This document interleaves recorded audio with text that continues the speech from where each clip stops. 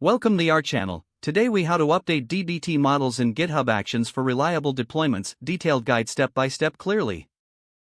To update DBT models in GitHub Actions for reliable deployments, start by navigating to your GitHub repository.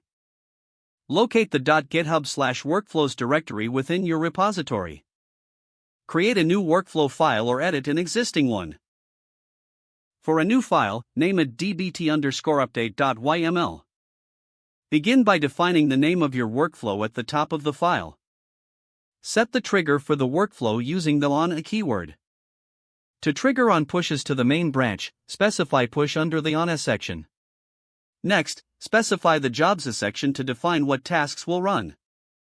Create a job, naming it something relevant, like dbt_deploy. Within the job, set the runs on parameter to define the environment, usually Ubuntu latest. Add a steps section to detail each action the job will take. Start with the checkout action to pull your repository's code. Use name checkout code to describe this step. Follow this with the checkout action using uses actions/checkout at v2. Next, prepare to set up DBT. Add a step to install DBT by specifying a name for the step. Use name install DBT to label this. Then, add the shell command that installs the necessary package. You might use run pip install dbt. If your DBT project has specific dependencies, ensure they're installed as well. After installing dependencies, it's time to run DBT commands. Use a step labeled name, run DBT models to indicate the next task.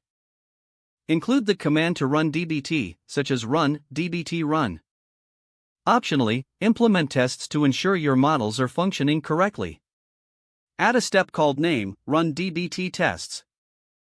Include the command run dbt test to execute the tests. If you wish to see results in your GitHub Actions logs, enable verbosity. Use verbose to get detailed output in your logs. Don't forget to like this video and subscribe to our channel for more step-by-step tech guides.